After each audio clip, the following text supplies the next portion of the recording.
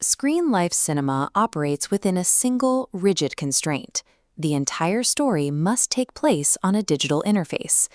Timur Bekmambetov, the director who pioneered the format, established a manifesto of rules to define this new grammar.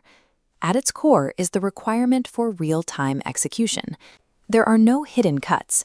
The film must function as one continuous capture of a digital device. Dramatic tension is generated by the limitations of the technology itself, a lagging cursor, a buffering wheel, or the frantic stacking of browser windows. The genre creates suspense by restricting our perspective to the screen, forcing the audience to feel the weight of what remains hidden. The 2026 film Mercy opens with a premise built for this format. Detective Chris Raven wakes up strapped to a chair, facing trial via a courtroom monitor.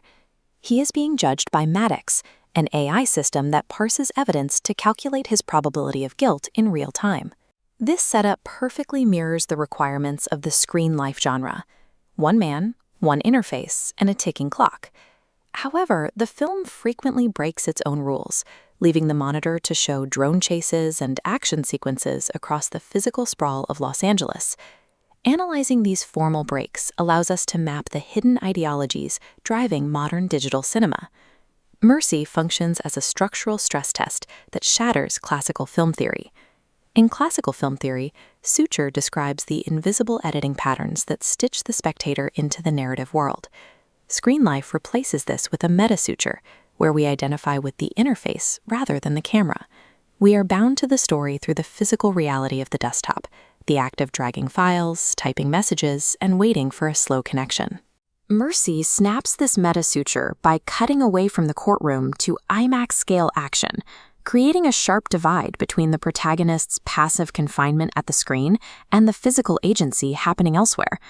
While the hero sits judged by a monitor, his partner executes the investigation on the ground, reserving heroism for the physical world. This suggests that digital spaces are zones of helplessness, while physical reality remains the only site for genuine agency.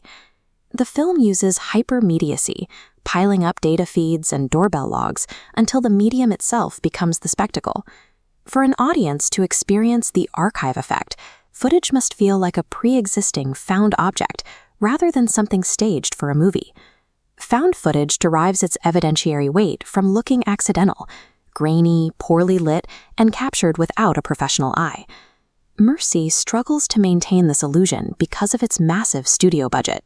The municipal cloud doorbell footage used as evidence was shot and color graded by a professional production team. When cinematic lighting and crisp framing are applied to a doorbell camera, its documentary authenticity collapses. The high budget hollowed out the archive effect. By prioritizing a polished commercial look over raw digital texture, the film sacrifices its own claim to evidentiary truth.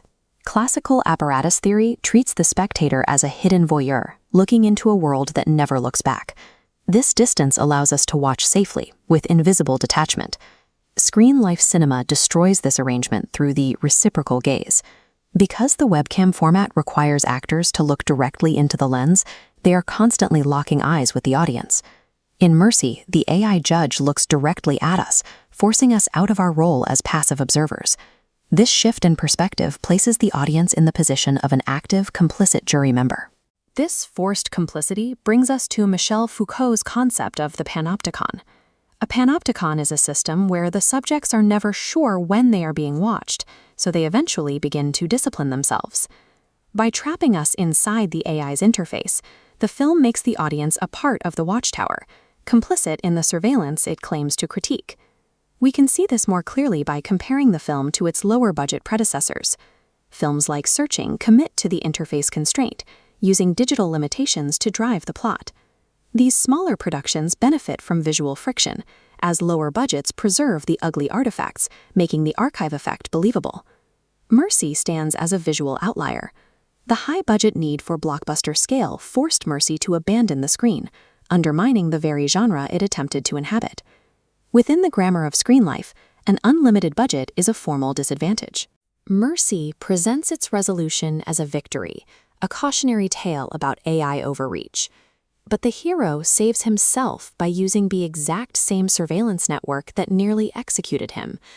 This reflects Shoshana Zuboff's concept of surveillance capitalism, where the harvesting of behavioral data becomes a tool for social prediction and control.